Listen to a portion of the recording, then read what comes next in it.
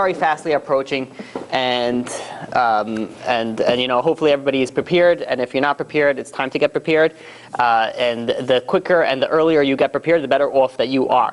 Now, this topic is really a topic throughout the entire year, and for some reason people think whenever people hear, let's say for example Teshuvah. Whenever people hear Teshuvah, where do they think about it? Right before Yom Kippur. That's why I got to fix it up. So I have a good year. People never think of it. Teshuvah is throughout the entire year. If you do something wrong, if you mess up, then that's when you're supposed to do Teshuvah. Don't wait till Yom Kippur. Don't wait till it's too late, and then you can't do Teshuvah. You can't do Teshuvah anymore, or you could do Teshuvah, but you're just pushing it off. So, and like we spoke last week, that when somebody pushes off Teshuvah, if somebody goes and is able to do Teshuvah, but they push it off, they're making their punishment a lot greater, because it shows that they don't really care so much about it. So there is, besides the fact of Teshuvah, there's also an important thing to change. You need to, you never know, maybe it's the guru that wants to listen. It's trying to find a quiet spot that no one bothers it. So. Also, we kept saying that. Oh, really?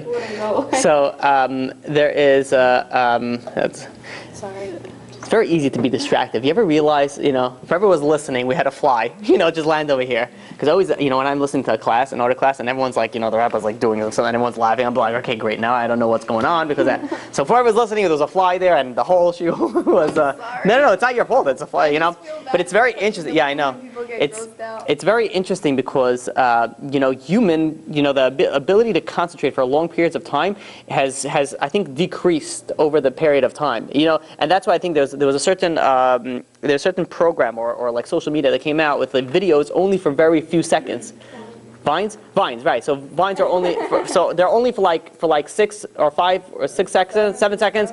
Why? I don't know what there's a back reason, but one of the reasons I'm assuming was that people's attention span is so short that you have 7 seconds to actually entertain it and then they get bored. So like, okay, we'll make videos for 7 seconds, and I'm like, how is it? Well, it shows how advanced we are as a society. It's also because there's so much studio out there that people need to shorten it. Right. But it's very interesting. It's very easy to get distracted, and in order to prevent a distraction, one needs to work on their meditative capabilities. For example, meditation means really is when you're actually able to sit and focus and push everything else away. That, in a sense, is meditating. So you could sit and learn a book, read a book, but you're so engrossed in the book that you don't know about anything else that's coming around you. That is, in a sense, a way of meditation. And hence, really, the real purpose of meditation is really to connect to God. And we should do a class once on meditation. That's a really cool, cool topic. But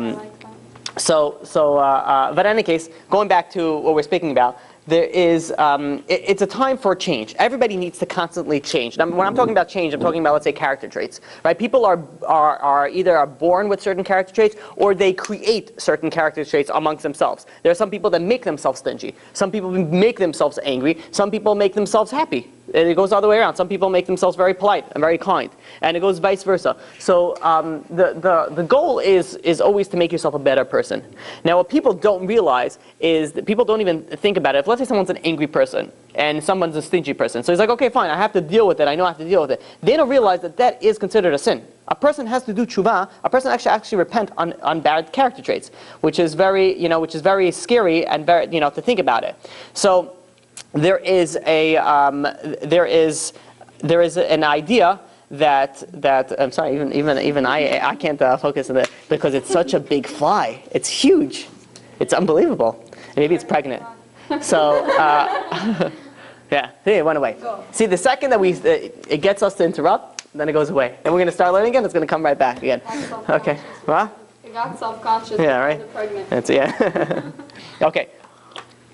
So the idea is that people need to figure out that they need to change. Now, a lot of people say it's a big problem, and we're going to be speaking about B'ezrat Hashem. The goal is after Sukkot sometime to make a whole series about dating and finding the right spouse and how do you know find the right spouse. We're going to B'ezrat Hashem we'll do a whole series, and that's the goal. But one of the things that I'm reading up upon it now, and one of the things is that people will come to marriage. We'll speak about it more in depth then. But people come to marriage being like, "This is me," you don't like it, leave. I'm not changing. Like a strong, independent woman. I am standing my ground, right? You will walk or you'll follow my path. And that is a very incorrect approach because a person needs to constantly change. You need to constantly grow. If you're not growing, then what are you doing? You're just hovering, above water. So and many people come also, I was born this way. It doesn't matter, you can change anything. Any character trait that you have, sometimes it's harder and sometimes it's easier, but it can be changed. It can be changed, and we're going to go through different ideas on how to actually change. Now we're going to speak about it in an aspect of sort of a Teshuvah aspect, but it goes across the board on the character traits. It doesn't matter if it's a character deficit or if it's monetary deficit, like you owe somebody money and you're not paying it, or it's something against God, or it's something against the Torah. It doesn't matter what it is. The same principles apply across the board. So there is. It's very interesting because I was listening to Rabbi Yitzchak Fangel. Whoever understands Hebrew should listen to him. He's an amazing speaker, and from Israel. So he said this very interesting story, and it really brings a point home. When he said there was once a kid, and this kid was, was in his 20s, and he was just wasting his life away. He was not working. He was just like partying and then, sleeping late. And his father just got fed up. He's like, it's enough already. What are you doing with your life? So his father goes to him and says, that's it. Tomorrow, get a job. You got to get a job or you're out of the house. He's like, you're waking up at noon. You're going to sleep at 3 a.m. This is not the way you're supposed to live your life. Get a job or get out. So he goes over to his mother and he says, listen, Mom, what am I supposed to, how am I supposed to, figure the mother is always the softer one. Is always the one that's easier to manipulate, if you want to say that. So he goes to his mother, and his mother says, you're right. He goes to his mother and says, listen, Mom, I'm very tired. How am I supposed to work? I wake up at 12. And she's like, yeah, I know. It's like, life is not so easy for me. And, I have to wake up at, I have to, find my friends. And we have always this drama. And she's like, yeah, son, you're right. She's like, what, take it like this. It's like, you go out. And then when you come home, I'm going to give you like $100, and you go and you give it to Dad and say, here, I worked today, here's my money. Here's the money that I made. So he said, fine. He goes and he parties or whatever he does in the day. He comes home at later in the afternoon. He goes to his mother. Mother cooks, he slips him 100. He goes to Dad. He says, hey, Dad, listen, I had a long day at work today. He puts $100 on the table. This is what I made today. So the father goes over to him and he goes to bam, smacks him in his face. He flies across the room. He's like, what happened? He's like, you liar. Don't lie to me. And he's like, oh man, how did you know? I didn't say anything. And he goes and the next day he goes to his mother. Says, his mother's like, you fool, but you can't. He probably saw you in the streets hanging out. Says, if you go out, at least go out where he can't see you. So he says, okay, fine. Figures something like some corner of a beach or something. He goes and the next day he goes, he hangs out. He comes right before his mother gives him $100, and he goes to Dad. He puts $100 on the table and says, hey, Dad, I worked today, made $100. He starts flinching. And the father looks at him, catches him off guard. And the other side, bam, smacks him across the face. He goes flying again. He's like, don't you ever lie to your father again. And he's like, oh my God, what's going on? How's he, all right, the next day he gets so scared, he gets up and he goes finds a job. And he finds a job, and he works all day, and he makes also $100. He comes home, and after the whole day of work, he puts down $100 on the table and he says, Dad, I worked today, here's $100. The father goes like this, and the guy's like, no, this time I'm saying the truth. This time I really did. I really worked. So the father starts smiling and says, you see the difference is when you work for something, you appreciate it more. Beforehand, you couldn't even go through with your lie. But now that you had to actually work for it, all of a sudden, no. I really did it. When somebody works on themselves to change themselves, it means a lot more to them. If somebody and that's why if you see somebody who actually worked on something, and they really worked on something, they're usually, if let's say there was an anger issue, they're usually less angry than regular people. If they really work on themselves. I'm not talking about people that, sort of work on it every Tuesday, they decide to work on it. But people that really, really worked on themselves, they're so much better than they were before that they're better than the average regular person. Because they appreciate so much what you work for. And that's why it's a lot of people, even families that have a lot of money, they'll tell their kids, no, I want you to work, which is a very good chinuch because you're not going to be able to appreciate money. You're not going to be able to appreciate it. When you work for something, you appreciate it more. The same thing is for character traits. When you have to work and build something, you appreciate it. You appreciate it better. If you were once a very tough person to be around and you worked really hard on liking everybody, you're a jealous person. And then you worked on it, it changes a lot about you, and you hold that very dearly. Now, the Chavot HaLevavot speaks about it, and he says that there are 7 prerequisites to change. There's 7 prerequisites for Teshuvah. Now, one of them, let's go through all 7 of them.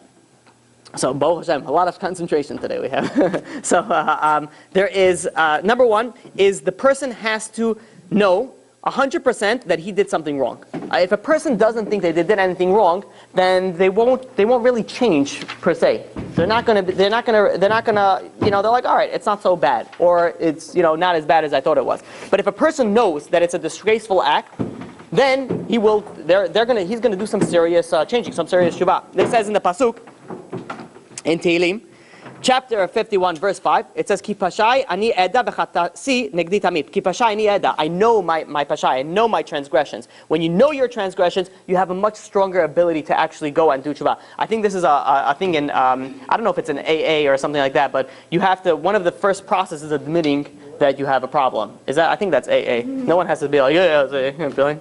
Well, how do you know? No, but I'm pretty sure it's in one of those programs that the first process is admitting. You admit you have an issue. When a person admits that he did a sin, then you're step one for a process for teshuvah. Problem is there are many people, they don't consider it a sin, or whatever. If they live, it's not so bad. Those people are never going to do. They're never going to do teshuvah. The same person as, let's say, he's always drinking, but he doesn't think he has a problem. Will never change. When do you change? Once you realize that you have a problem. So step one for teshuvah, for change, is to realize that you have a problem. This goes again for character traits. If let's say you're an angry person, but you don't think you're an angry person, then you have a very big problem, because then you have a big issue, you think everybody else is crazy, and really you're crazy, and now everybody has to deal with you, and you're never going to change. Number two is that, actually before we go to number two, number one, this comes into effect where there's a lot of people that they do certain things that they don't even think is a problem.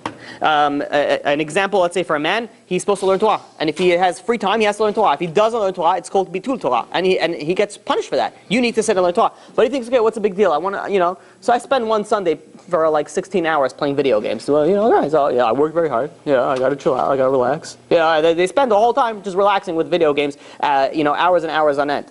So, other very common issues are also, for example, jealousy. Jealousy is something I find it very hard, because there are people, let's say one friend goes to another friend, I'll be like, oh, I just bought this, whatever. And the other friend will be like, oh, wow, you got it? Oh, I'm so jealous.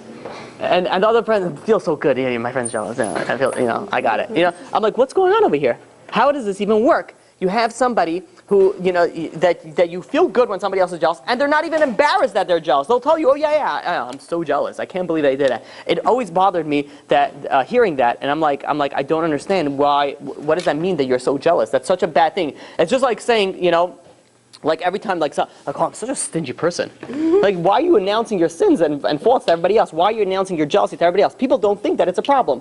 And people not only don't think it's a problem, in a certain sense, sometimes people take it as a compliment. Oh, I feel good, she's jealous of Baruch Hashem, I made it, So, which is it's very odd. These types of things that the people think that they're not doing anything wrong. If they're not doing anything wrong, then they'll never change. Another thing is hatred. People bear hatred in their heart.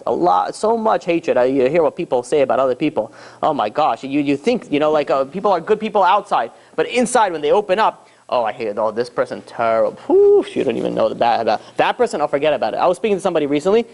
I don't think he said one good thing about anybody. Anybody they spoke about, not one good thing. I'm like, God help him. He doesn't see good in anything. His terrible life. That he's constantly seeing the negative on everything, and then it leads to bearing hatred. People bear hatred, and they think, what's the problem? I didn't do anything to him, so I don't like his face. I don't know, she always dresses better than me and it drives me crazy. Whatever it is, that it bothers the person inside, and because it bothers the person inside, he thinks he's not having a problem, where in essence it's a very big problem. So this is another thing that people don't realize that it's an issue. Another issue is also arrogance. It's a very big issue nowadays, at least from the men's side. People are so arrogant. People have so much pride. People that have nothing also have so much pride, which is very interesting. Sometimes it's even more than the people who have a lot. People that pretend to have a lot have even the most pride, because they feel like they deserve everything.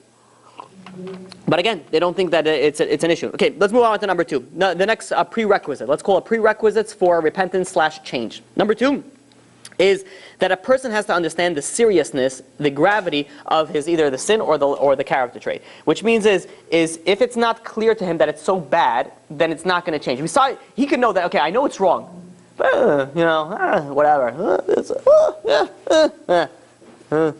Right? That's how Jewish people sometimes speak. So, just sounding out vowels. So, there's, if somebody doesn't feel that it's a bad, and if let's say someone sins against God, a person should think that there's nothing worse than not listening to the Creator of the world. And if a person, even if you don't think that it's bad, you're not listening to him. If you're not listening to him, that's a big problem. If you're an angry person, you're not listening to him, right? It says, whoever gets angry is as if he served idols. Now, number 3 is that he realizes that, or she realizes that there is a punishment awaiting. You ever realize that when do people feel bad about something that they did wrong? Is when they get caught. Like somebody, let's say, is a drug dealer. He is enjoying life. He is living it up. He's doing everything great, and no regrets, nothing. All of a sudden, after 20 years, and he has all this money, all of a sudden he starts feeling, and he gets busted. That's when he's like, oh man, what did I do? When does that come? When he gets caught. That's when the problems come. However, this is a person should always think that, you're caught already. God sees everything. Bad character traits, bad problems that you cause, sins that you do. Everything that happens, you're already caught. It's it. It's game over already, unless you change. Number 4, a person has to realize that nothing is forgotten. People think, okay, I don't remember it, so how am I supposed to do repentance? That's a problem also when people push off. And people come, how many times I get that people come and they tell me that, what am I supposed to do? You'd be surprised how many times I get it. I've, done insurance scams or something like that. Then when I was younger, I didn't care so much, and I cheated out some companies out of some money. What am I supposed to do now? So whatever, there's a process that a person has to do, but at the end of the day, it's like, why'd you wait so long? Why'd you wait so long? You have to realize that if you realize your punishment is pending, it's there. The more you push it off, the greater it gets, but the earlier you get, you'll be able to get rid of it much quicker. Number 5. Number 5 is that you have to know 100%, like not 1,000%, that you can change. You can change, no matter. You can do repentance, you can change. If you don't feel that you can change, you're done. You're over. Yeah, this is what there are certain companies like high-end companies, even if they're hiring people, so especially in the sales department. Sometimes they'll have a criteria. Says you want to work for us, you got to drive like a Mercedes. You got to drive like a high-end car. The guy says, I don't really want to spend my money on that. I'm like, well, it's part of the job criteria. You get paid X amount of money. We pay a little extra for this, but you have to drive a nice car. Yeah, that's a thing. So he says, I need the job. What am I supposed to do? Okay, fine. Let me take it. Let me do it. And what? Job is it? Send it over. Yeah, right. So there are certain and you'll see the reason why. It's actually pretty smart. So they go and they make the people get a nice. Now what happens? This guy was driving an old car, and all of a sudden he gets a nice car. Right? So the first day that he drives it, he's like, his wife is like, what's up with this? We're trying to pay your tuition, so we're trying to do this. All of a sudden you're buying this expensive. He's like, no, it's not for me. I didn't want to buy it. I really don't want it, but I need the job. And this is what this is the whole thing that I could offer. So the first time that you sit in the car, let's say it's a Mercedes, you're sitting in there. All of a sudden you feel a little better. It's like, I'm driving a Mercedes. Even though it's a lease and it's not even yours and the company's paying for part of it, whatever it is, you feel a little better about it. You park it in your driveway, and you walk past by, you be like, yeah, it's my Mercedes. Well, what's this junk car? Get that car away. It's going to be next to my Mercedes. All of a sudden, your ego gets a little, boosted up. And that's why, if you ever realize that rental companies in the olden days used to have stickers of the rental company on their car. Nowadays, they don't have it anymore. They don't have it anymore because it's not a rental. Come on, a rental. People like to feel like, this is mine. Even though I rented it for 1 day or 6 hours, I want to feel like it's mine. And that's why you usually don't see Avis or Hertz on the cars plastered anymore. Where I remember a few years ago, that's how it used to be. So this guy drives a Mercedes. Within a week, he is already like, his ego went like, his self-esteem went up. What are you talking about? Driving a Mercedes. He drives in it the first time, be like, I deserve this. This is what do you mean? This is it. And all of a sudden, his self-esteem is up, which means why did the company do that? Because now he was over here, self-esteem is up there. It's going to be much easier for him to sell something. Slaps his keys on the table and be like, yeah, twirls it in the thing. What was that? Yeah, there's a great purchase. And, he's able to do a lot more because the self-esteem is higher. So what changed? His belief in himself all of a sudden just went up. When you believe in yourself, when you believe that you can change, you can actually change it. The worst thing that you can do is thinking that you can't change. You cannot repent. And there are many people that say, listen, I've done so many sins, it's done. It's over. And how many times, that I've heard, and I wish I could make this up, that it wasn't a lot, but it's constantly, like, Rabbi, I'm going to hell, so what's the difference? Just let's go with it, And be like, first of all, that's the dumbest thing I've ever heard. I'm sorry for telling you that, but that's really stupid. It's like somebody who got a scratch on his hand and be like, well, this hand is done. You got a saw? What am I supposed to do with blood everywhere over here? Like, what does one thing have to do with another? Why, if you're already going to hell, so why would you dig yourself even a deeper hole? But the bigger issue is that you think so. You can't change. Everybody could do a teshuvah. You could change your character trait. You could change it. You could change your past. You can change anything. But number one thing is you have to realize that you can't do it. If you don't realize you can't do it, you're not going to do it. We're up. Number 6. Number 6 is a person, what helps also is a person realize how much good God has given that person. God has given good to everybody. If you can't see it, that means you have to look inside about why you can't see any good. Because God is giving good to everybody. And the problem is most people can't see it sometimes because they're too self-involved in all the bad that is happening in their life. And number 7, the final one, is a person has to realize and has to pick up the strength that he has in order to overcome the suffering that he is going to have to do. Because now, if somebody is used to a sin or is used to a certain character trait, it's hard to overcome it. It's not so simple to overcome it. So if a person has to go and overcome it, he has to go through some suffering. And he has to go through, so when he's doing the teshuvah, he's doing the repentance, he has to realize, I'm ready to go through with this. I'm ready to do it. Somebody who gets off of drugs, right? Someone who's an addict and gets off drugs, he has to go through some suffering. And that's why they usually have rehab, right? For detox. Detox is very painful. A person has to realize if a person is going to change, it's going to be difficult for some times. And a person has to be able to go through with that. Okay, there is... Okay, so let's move on. Any questions on those? Those are the 7 prerequisites that the Chavot HaLevavot bring on for teshuvah, and you could also bring it on to change as well. I'm so sorry. What was 6 and 7?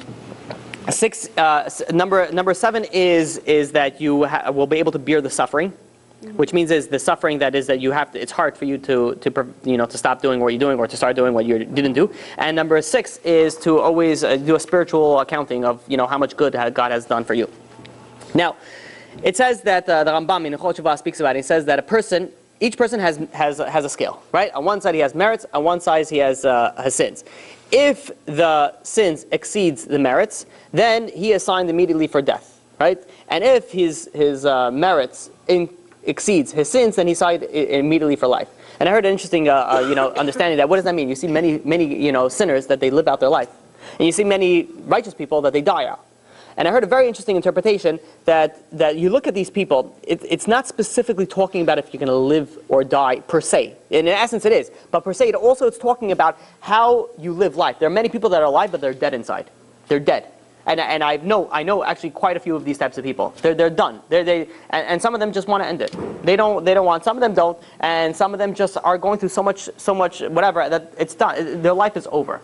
That's a person that didn't actually go and live through life. He doesn't. But then you have somebody else who is going through a lot of troubles also, but he's living life. It doesn't matter. He's still happy. He's still able to push through. So the difference, there's living life and there's living life. You can live life and be alive, and you can live life and be dead inside.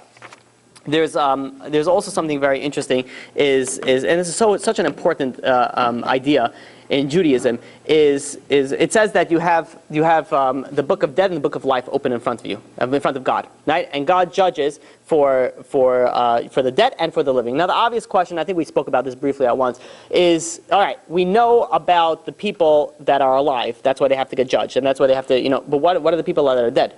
People that are dead. What are they? Somebody can be dead 1,000 years. He's still getting judged, or she's still getting judged, which makes you wonder what's going on. Why is a person getting judged again if he's dead? So the answer is that when you do something, there's always a ripple effect. I think the term is butterfly effect, if I'm not mistaken, which means is if you do one action, it results in so many other actions. If you do another action, it results in so many other actions. Now, if you do one action and it's a mitzvah, and because of that, you have now another few hundred people did a mitzvah or whatever that, you get reward for that. And this could be even if you're not alive anymore. You could have been, not you, somebody could have been dead already for 100 years, but he's still getting reward. You look at, let's say, for the Rambam, for example, or the Chafetz Chaim, where you have certain people that they wrote Sfarim, and it's in every single house, constantly being read. Every time you read the Rambam, every time you read the Chafetz Chaim, it goes reward to him. It goes reward. He put it in, which is unbelievable. I heard because the Chafetz Chaim's Yahrzeit was recently. I heard that there is a certain Chassidut. I forgot which one it is that they require that like part of their curriculum is 1 hour a day learn Mishnah Berurah, which is what the Chafetz Chaim wrote. Which means is. And they're all over the world. Which means is that any given 24-hour period, there's most likely somebody learning Mishnah Berurah throughout the entire day, throughout the entire year, which is ridiculous if you think about the amount of the amount. So people are able to earn literally endless reward, and they're also able to earn endless punishment. If a person goes and decides to introduce a cult, and because of that the cult goes off, Messianic cult, let's say, or even now, let's say you talk about JC, right? Whether he started or his.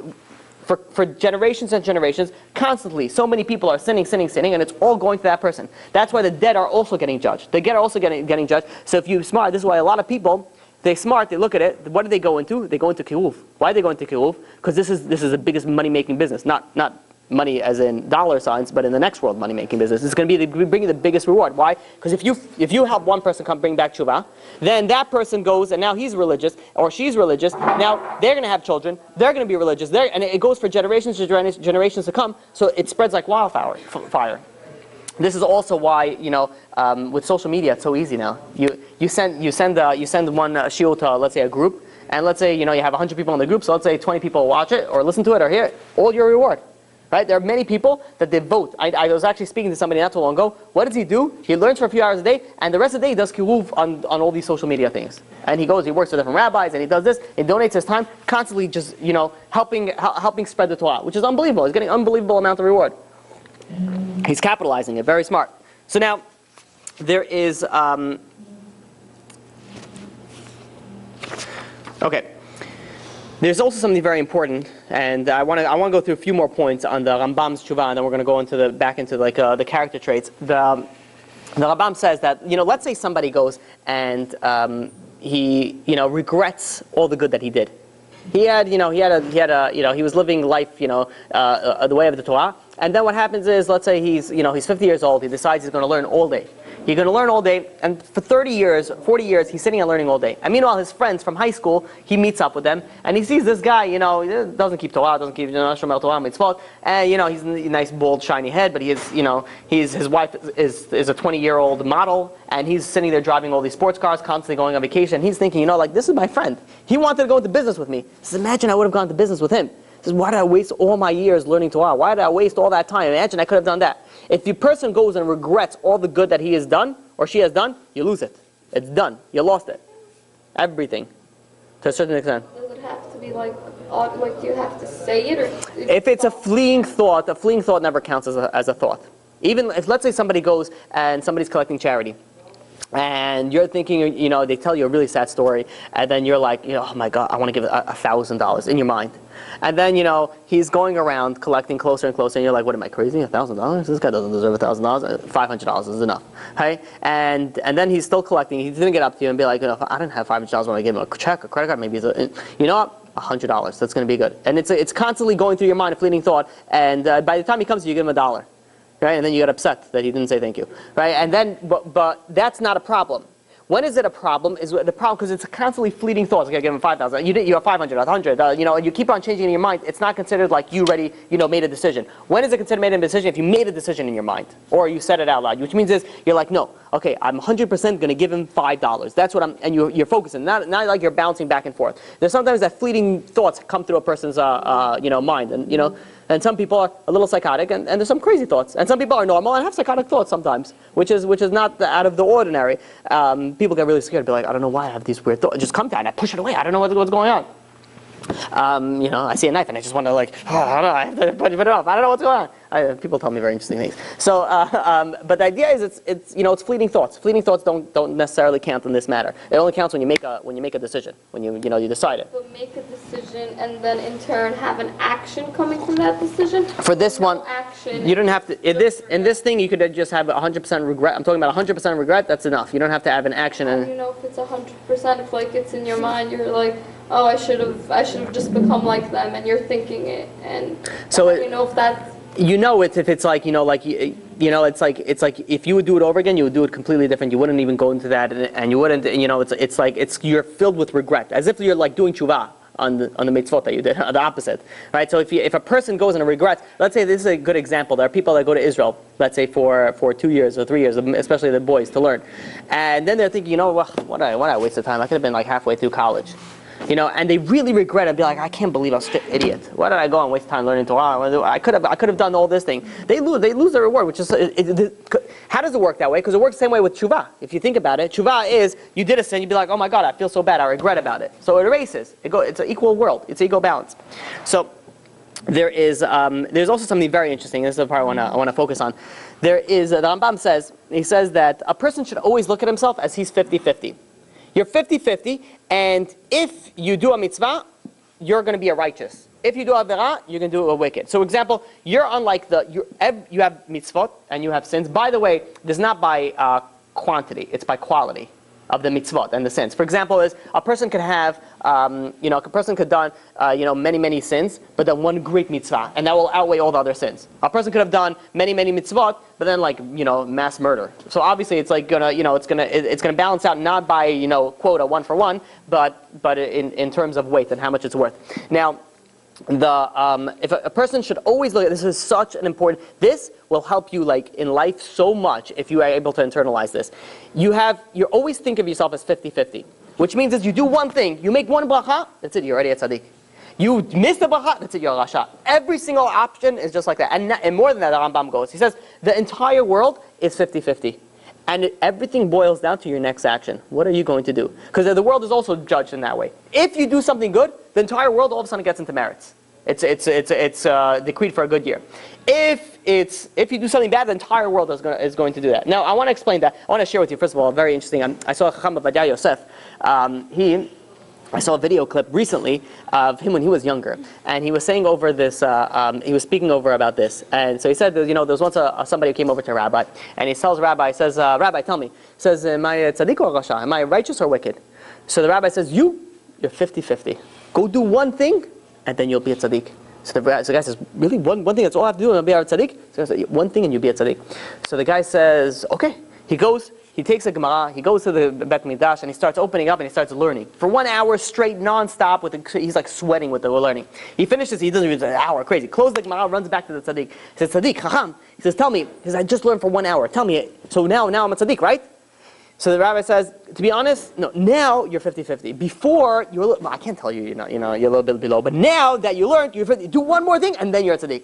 He says, just one more. The guy says, yeah, one more thing. So the guy runs, he's thinking what he's going to do. He runs to the nearest hospital. He goes to the hospital. For 1 hour, he's running and helping patients. He's making them, giving massages. He's doing everything. He's sweating. His bones are aching. He's like, all right, it's an hour. Let me run back to the tzaddik. He runs back to the tzaddik and he tells the tzaddik, okay, listen. He says, I just spent an hour on doing, chol rofim, matir asurim. I done everything in the hospital. Who knows what I was? But poker rivim, I gave surgery. Who knows what I did? So he goes and he says, so now I'm a tzaddik, right? So the righteous says, to be honest, no, but now you're righteous. Now you're really righteous. Now, before I wasn't able to, how do you tell somebody? Now you're 50-50. Just do one more thing, you're righteous. The rabbi said, come on, you told me that already. No, now for real. Now just one thing and you're already righteous. So it's fine. He runs home. He does, his parents are old. They keep on screaming at him. He goes in. He takes all the screaming. He's helping them for an hour. He's like, oh, what a day. But at least now I'm a tzaddik. He goes, runs over back to the chacham and tzaddik, and he says, Rabbi, so now I'm a tzaddik, right? So the rabbi says, no, you're still 50-50. And he says a person should always think of themselves that they're 50-50. Even if they go and they do something good, you're still at the 50-50 state. Because if you think of that life, that you're always going to be 50-50, then you'll be able to go and you'll be able to do one little thing. It's very easy if you know one thing is worth so much. If you know this little next thing is going to be worth so much, you're going to have the ability. I'll give an example for the guys, and I'll give an example for the girls. Let's say for the guy. A guy is walking out in the street, and he knows, I have to watch my eyes. I have to go and watch my eyes. But it's so difficult. But if he knows, all he has to do, consider righteous, is from where he's going now to his destination, he watches his eyes and he's good.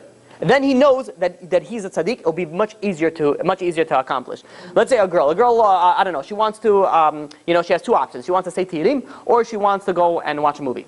And she's really struggling. But if she thinks, she's like, right now I'm 50-50. If I watch the movie, I'm going to go down. If I say Tehillim, I'm going to be a righteous.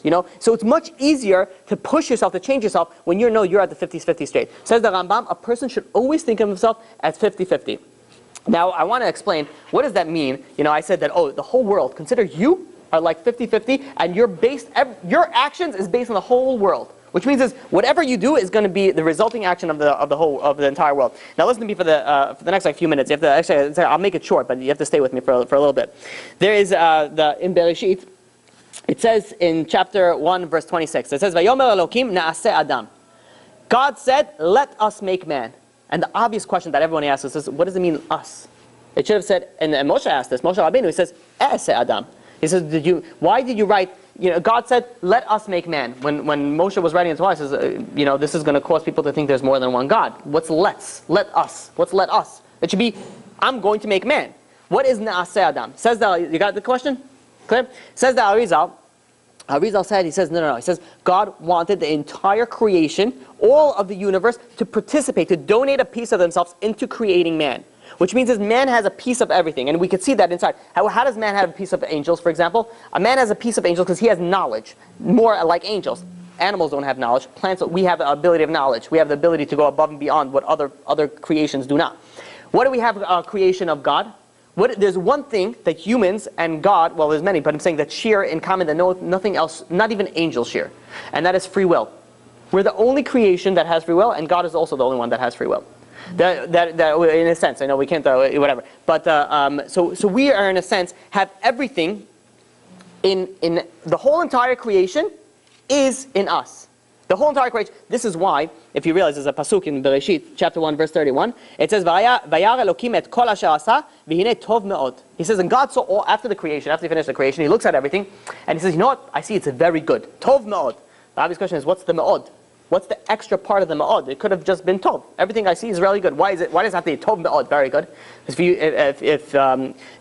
you read Hebrew, you take the word me'od, and you scramble the letters, it says Adam. It says the whole point of creation was for a human being. It says, you know why this thing is Tov Me'od? Because it's Me'od, it's Adam. The whole purpose of creation, the whole purpose of the whole world, the whole universe is for you, for a human being. You're a human being, you're created the entire world, the whole world is in you. You do a mitzvah, you fix the whole world, in a sense. You give a tikkun. Because everything is that. That's why, if you realize in Rosh Hashanah, when we pray, we say, all the angels are nervous and screaming, Hinei Yom Adin, the day of judgment is coming. Why is everyone screaming? What are the angels? What do the angels get upon? And the answer is because the angels gave a part of them to you. And they get rewarded and punished based on your judgment and punishment. Says the Shvilei Pinchas, he explains it, and he says, you have the entire creation of the world. Entire creation is in you. When you do something good, the whole world benefits. When you do something bad, the whole world, suffers because of it. This is now we can go back and we can understand what we said before, that if you're in 50-50, and if you do something good, the whole world, now it makes a lot of perfect sense. It says, because you are the world. You are the creation. The whole purpose of the world is for you. Now, there is, yes? So, according to what you said, we were created from the whole world, right? Like a piece of the world, yes. Right? Is kind of us. But then there is that thing called Olam Nivra B'Shvili. Yeah. So if we are the world, then how is everything created for us? It works perfect. B'Shvili Nivra Olam means that it's for me because I am the world. Because that's exactly it. Because you are the world, and that's why the world was created for you. Because the whole purpose is for you. Which just brings the point even stronger. And if a person thinks about that, they realize that their consequences to their actions are very, very, heavy. It's not just let's wing it, whatever. Live life. See how it is. Okay? Usually people that wing it usually don't have the happiest of lives. No, not always. So there is, okay. So let's move on. It's getting late, and I actually, oh no, we have a little more time. Okay, not that long. Okay. So now, there is, where are we? Finish this. Okay. There is something that I wanted to speak about. Okay. All right. So here's an interesting question, and it affects the, Baal Teshuvah. I ask it all the time. What do you think is greater, a Baal Teshuvah or a tzaddik? Which means who is greater? Somebody who never sinned before, or somebody who sinned and done Teshuvah? So, there is I believe it's a Gemara. It says, "B'makom sheba'alei teshuvah omdim ein tzadikim gmurim omdim." Right, which means is in a place where Baal Teshuvah stand, righteous people don't stand. But says the Chavot al-Vavot, he clarifies it. What do you mean? So you have here a righteous person, righteous from birth, non-stop, does everything in the top line. Then you have somebody else who done the worst sins and then does Teshuvah, and he's even higher than somebody who worked so hard on himself. So it depends. And we're going to explain that. This is a very important, a lot of people ask this question, so it's always good to know the answer to it. The Chavot al-Avot explains that it says there's three categories. There's a category where the Baal Teshuvah is greater. There's a category where they're equal, and there's a category where the tzaddik is greater. Now, when is the Baal Teshuvah? Let's start again. When are they equal? They're equal if, let's say, the sinner, what did he sin in? He sinned in not doing something, he was supposed to do a positive commandment, and he didn't do the positive commandment. Because of that, he sinned. That's considered a sin. Let's say he was supposed to put on tefillin, he didn't put on tefillin, and then he goes and repents. When he repents and he does a full repentance, he is considered as if he's never sinned before. He's on the same level as a righteous person. They're equal in that sense. However, let's say somebody sinned and they sinned in a negative commandment, not a karet, not something that's chayiv mitah, but something that's just a negative commandment that's not the severe negative commandment. So for this person, what happens is he goes and he feels so bad that he did something against God, like bad, a negative command, that he's constantly doing teshuvah, and he's constantly living his life with this humility, the fear is always the sin is always over him, and he's constantly doing teshuvah in it, and he's constantly has this humility in it. This person is considered greater than a tzaddik. Why is this person considered greater than a tzaddik? Because this person is not going to get. There's sometimes people do so many mitzvot, and they get a righteous person. Who needs a blessing? No, a little bit. People come, and they give you the hands to kiss afterwards also. But why are you such a righteous person all of a sudden? The answer, listen, we're learning all day. It's a lot. People get the mitzvot sometimes get into a person's head, but somebody who has a sin in his past, the mitzvot are not going to get into his head. Which means is he's going to always serve God out of humility. He's not going to have that proud, that ego, that he's a righteous person, and hence his service is going to be a much higher. That type of Baal Teshuvah is considered higher than a righteous person. When is a righteous person higher than a Baal Teshuvah? Is when the Baal Teshuvah, let's say, did a serious sin. Karet, Chai Mita, all the serious sins, and then he does Teshuvah, a righteous person says the Chol V'Avot Avot, that never sinned, is considered a higher level than him. Very good. Is people ask all the time, so now you know how to answer it. There is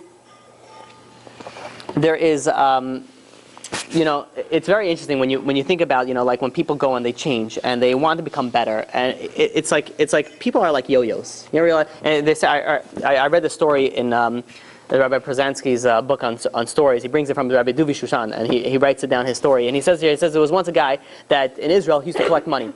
He used to collect money for charity from place to place, and one day, word got out that this guy collected a lot of money. He had a lot of money, and he kept on, the word got out to not the best of people. So they got their group together, this gang, and they said, listen, we're going to barge into the rabbi's house and we're going to take the money. So they burst in late one night, and they find the rabbi in the room, studying, and they bring him down to the floor, and they say, where's the money? And the rabbi says, I don't have any money. He says, no, we know you collect money for and he collected money for orphans and for widows to give them money for Shabbat and Yom Tov. So he says, we know you did it, you better tell us where the money is. And the rabbi says, no, it's not my money to give you. And they say, look, Rabbi, we're not playing any games. They came in with masks and armed, and they said, they warned him. And the rabbi says, not going to happen. So they start beating him. They start kicking him and punching him, and pushing him on the floor. And the guy goes down. And he says, tell us what it is. You're crazy. Why aren't you not telling us? So the rabbi says, you're not getting anything from me. So the guy whips out a switchblade, and he stabs the rabbi in the stomach. And he tells the rabbi, he says, you are going to die right here if you don't tell us. Don't be a fool, don't be a hero, and not tell us. And the wife is sitting there in the corner screaming, just tell them where the money is, tell them where the money is. So the rabbi goes and he says, I can't tell them where the money is, it's not my money. He says, not my money. So the guy with the knife goes over to him and says, you fool, rabbi. He says, we're going to kill you right over here, tell us where the money is. So the rabbi takes his shirt, moves his tzitzit, and he says, go ahead, kill me.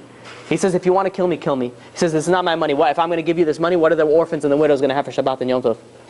And suddenly, this guy this story happened in Israel. This guy who was holding the knife, he dropped the knife and he started shaking, and you see he was like struggling something with his head.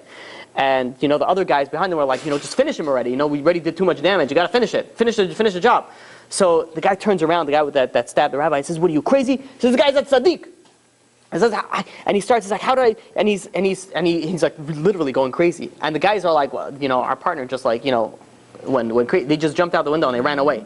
And this guy is like, he's like, no, what am I supposed to do? And he picks up the rabbi, he runs him to the getaway car, puts him in the car, takes off his T-Max and starts zooming to the hospital.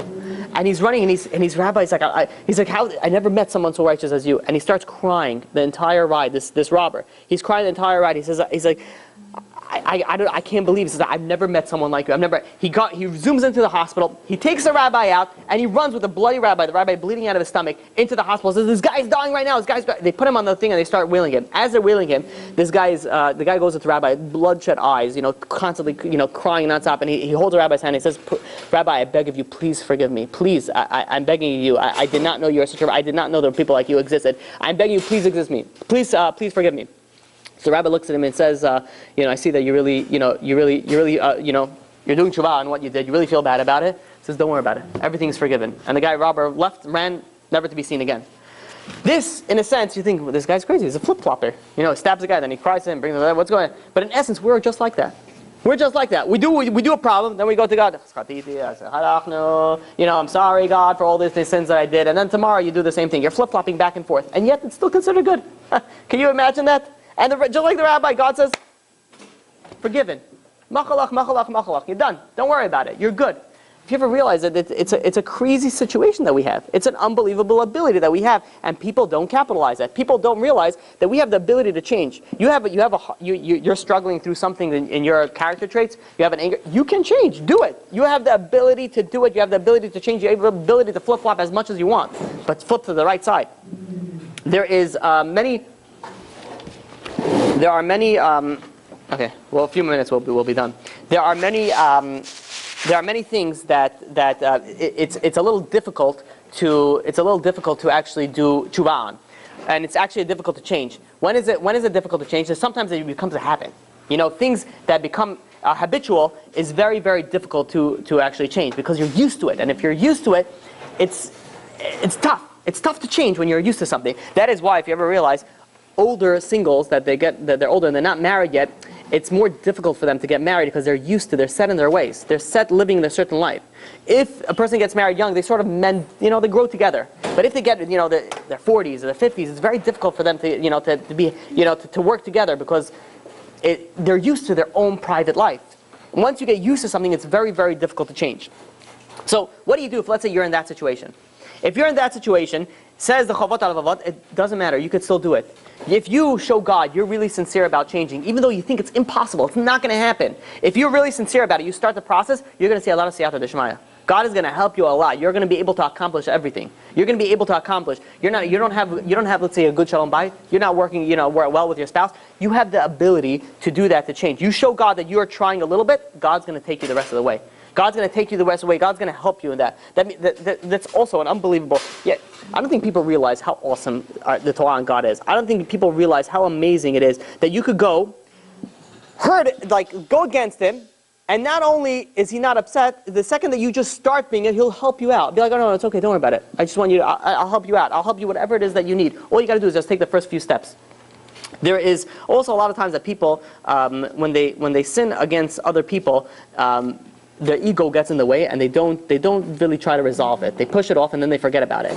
And there are many people that they harbor these feelings for many years to come. They harbor these thoughts and and you really, let's say, messed up, and you really should have asked for apology, but you didn't because whatever, it was difficult for you, and you thought, okay, whatever, it's so long ago, you forgot about it. But that person might have not forgotten about it. That person might still be harboring those thoughts. And there are many people that I've spoken to that, for years, they're not religious. Why? They're blaming their rabbi. Usually they blame something. Not that they have a right usually to, but at the same time, if somebody did something wrong and they're justified for feeling that way, you have to go, and you did something wrong, you have to go and ask for a mechila. The best character trait to have is that second that you mess up, you ask forgiveness right away. Like, make it like, oh, no, I'm sorry, I'm so sorry. There are many times that you hang around let's say, group of people. I know it's specifically with guys. Guys' humor sometimes is by putting other people down. And people don't realize that some people will be like, oh, whatever, we're joking around, having a few beers, doesn't matter. But some people it does matter. And when you're making jokes and for the other person, you're hurting the other person's feeling. For you, it might not matter, but for other guy, that guy does matter. I have guys, let's say, in my house over Friday night. Every week we have a shul Friday night. So, but in this beer and this, people get a little bit, loose, and sometimes they slip a little comment. I'm like, I'll stop and be like, no, you have to ask for mechila. If it's not going to be an embarrassing situation, be like, you don't want it. Tomorrow you're going to forget about it. Doesn't mean the other guy's going to forget about it. Someone makes a comment about this. Someone makes a comment about someone's weight. Someone makes a comment about this, about a smell, something like that. These things affect people, and people don't realize that. People push it off and then they forget about it. The best thing to have is you mess up, fix it right then and there. Don't wait till for a different time. Sometimes you wait and it's too late. There's a very interesting story that I read, that there was once a guy by the name of Yosef. And Yosef went through the Holocaust. Yosef, he actually lost his entire family in the Holocaust, all except for his son Shimon. His son Shimon was, I think was 10 years old at the time, and they stayed together through the Holocaust through the most part of it. And this is something that he was able to hold on and be like, you know what? I got my son, and the son says, I got my dad. Without that, we'll be okay. We'll survive it through. And this is what the bond that helped them, go through their difficult times. Now, he goes, and years go by, and they're still in the Holocaust. And then suddenly one day, the SS guards, separate the two. He says, "All right, the little one, he's coming with us." And the father is like, "No, please, you can't. This is the only family I have left. I'm begging you, please, whatever you do, don't take him away from me. He's everything I got. He's everything." And of course, the Nazis couldn't care less. And they said, they pushed him on the floor, and it says, "Enough with you. We're taking your son." And they took his son, and he took this very badly. He lost his wife, he lost his other children, he lost his but he had one thing that he had left holding so cherished, so dearly, and it hurt him too much, and he couldn't overgo it. The war ended shortly afterwards, and he started searching frantically for his son. He heard that his son's transport, everybody in that transport died, and he didn't believe it at first. But he went high and low, searching for everything, and he didn't find anything. He didn't find, all the remnants of his son were gone. He couldn't trace him back, and he came to the conclusion that his son, passed away, and in the Holocaust, and he had a very hard time, dealing with that. He's like, "God, you took away everything from me," and he says, "You know what? You took away my son, take away my Judaism as well." And with that, he left, and he decided he's leaving. Judaism is not for him. As many people unfortunately did in the Holocaust, they couldn't deal with it, and they left religion behind. And he went on to South America. And he worked as an apprentice at a diamond dealer, and he started, making his name known over there. And eventually, he was able to open up his own place. And his name from Yosef went to Joe, and he became extremely, extremely successful. Successful beyond his wildest dreams. And he went, and he, shortly after that, he lived a completely secular lifestyle. He met a non-Jewish woman, and he settled with her, and they had a child. And many years go by, about 60 years go by. 60 years go by, and he gets a business proposition. He's in his, well on in his years, and he gets a business proposition in Israel. And he's like, "Listen, it's like Israel, So he's like, what? Something piqued his curiosity, the old religion that he used to have. He says, what? Let me take it. And he goes and he travels down to Israel, and he goes and he deals with the business that he deals with, and then he goes to his. He goes to there's a Holocaust museum called the Yad Vashem in Israel. So he says, "You know what? I'm ready here. Let me see what's let me go visit." And the second he walks into the Yad Vashem, he sees all the pictures, all the memories flood back to him, and he never even realized that they have a computer over there, a computer that he could search for all the people that passed away. So he goes over to the computer and he starts searching his wife's name, and his first wife, and he sees all of a sudden he starts searching his children one by one, and all of a sudden he gets overwhelmed with emotion. Tears start streaming down his face. And then he's like, and he's going through his sons, and then he checks his last son, Yosef. And he checks Yosef, and he says the last name over there, and nothing's coming up. So he's like, something must be wrong. So he searches again, and he said, and nothing's coming up. So he says there was another search that you could do for people that are alive. So he's like, is it possible? Shaking, he runs over to the other computer, and he starts searching in the alive one. And he sees that there's a Yosef, there's a Shimon, same last name as him, that's living in Tel Aviv now, that went through the Holocaust. And he's like, "What is it?" He quickly gets the phone number, and they arrange a meeting. And it turns out, so this Shimon goes over to Yosef, and they meet in the hotel room. And it turns out he sees his son after 60 years. His son survived the war. His son survived the entire war. The second that they see each other, they embrace each other, and they cry, for hours. They're sitting and they're reminiscing in the park. And Shimon the son took a little bit of a different turn than his father. He went to Tel Aviv, and he ended up, sticking strong to religion. And he built a strong religious home. And he's looking at, his father's looking at his son. And he says, he's like, what a terrible mistake I made in my whole life.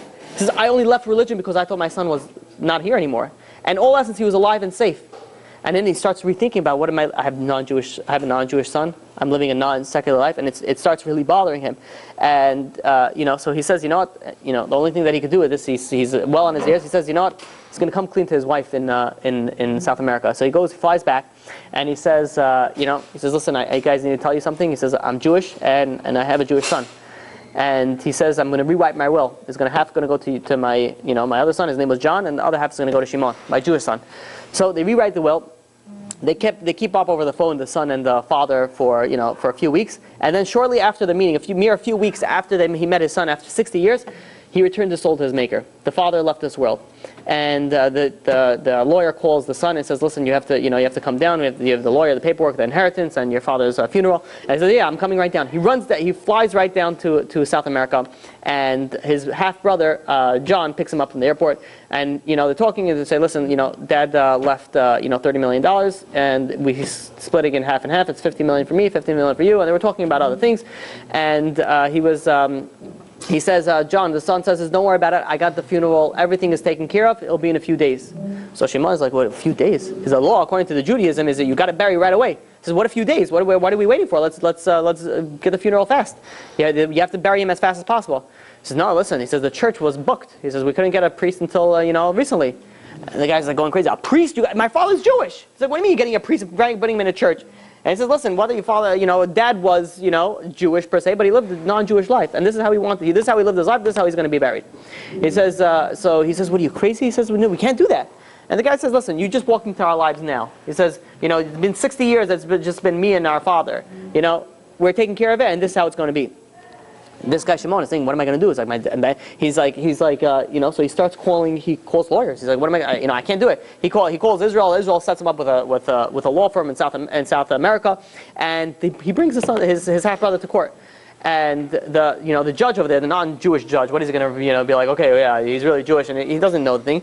He says, listen, I understand. So he says now John gives him another shot. He says, listen. He says, Dad's going to get cremated, and the guy screams, cremated? Are you kidding me? And the judge says, what's the problem? He says, you take half the ashes, bury it in a Christian cemetery. You take half the ashes, bury it in a Jewish cemetery. What's the problem? So the Shimon is going crazy. He's like, this man survived the fires in Auschwitz just to be cremated by his son. He's like, how is that possible? And then he goes and he says, no, there can't be. And he goes to the half brother and says, John, please, I'm begging of you, please let me do it. And he says, what are you kidding me? It's going to be my way. This is the way that he lived. This is the way that he's going to die. So he says, John is about to walk out of the courtroom. So Shimon says, $5 million. So the guy turns around and he says, what do you mean $5 million? So I'll give you $5 million if you let me bury Dad in a Jewish cemetery. And he says, he walks up to him, John, and says, you think you're going to buy me out now? You think you're going to buy me out? You humiliated me by bringing me to court about my father's funeral. You think I'm going to sell it out for $5 million? He's like, have a good day. I'll see you at the funeral. He turns around. He's about to open the door. The Shimon screams out, 15 million. Have it all. Take it all. Just give me my father. He freezes for a second, John. He turns around and he says, you mean that? He says, take all my inheritance. Just give me my father. He says, don't bury him. Don't cremate him. Don't bury him in a Christian cemetery. And he's like, if put your words, put it on document. He says, no problem. I'll sign wherever you want. The lawyers were all in here. Write it up right now. They write it up. They sign it. He says, give him all my inheritance. He takes his father. He brings him to Israel and he buries him in Israel in the Jewish cemetery. They went over to him afterwards, asked him, and said, listen, it's not like you have so much money. You're learning in Israel. He says, $15 million. It could have set you for life. You, your children. He says, how do you do that? How do you give up everything for your father? So he said, it was very simple. He says, I was never able to do kibbud av v'em to my father. In my whole life, I was never able to do it. I had one chance to do it. If I had one chance, then no matter the price, it didn't matter to me. I was going to do it. I was going to go whatever it takes so I could do kibbud av v'em, so I could honor my father, and it was worth the $50 million, and I don't regret it one bit. Everybody has the ability to do good. Everybody has the ability to change no matter how tough it is. But the most of all is you have a father in heaven. You have a father in heaven that you're able to do good for it. You don't have to spend $15 million. You could do it a little bit. You don't have to give up your entire inheritance like Yosef did, like Shimon did, I'm sorry. You have the ability to do it. You have the ability to change. You have the ability to accomplish so much. And it's a waste. It's a shame not to go and capitalize on your opportunities that you have. You have so much that you could do. You can change yourself for the better. You can change yourself to become more spiritual. You can change everything. Everything is possible, only you have to believe in yourself. And if you believe in yourself, you will be able to actually accomplish everything. Any questions? No questions? Nothing. Never any questions here. Okay. That's good also. Anyway, okay. Chazaku Baruch. B'ezrat Hashem, everybody should have an amazing judgment, an amazing year, and an unbelievable, whoever needs a shidduch should get a shidduch, and whoever needs a refuah should get a refuah, and whoever needs shalom bayit should get shalom bayit, and whoever needs panasah should get panasah, berevach, b'shefa. And we should all have an unbelievable, entire class should have an unbelievable, amazing, amazing year.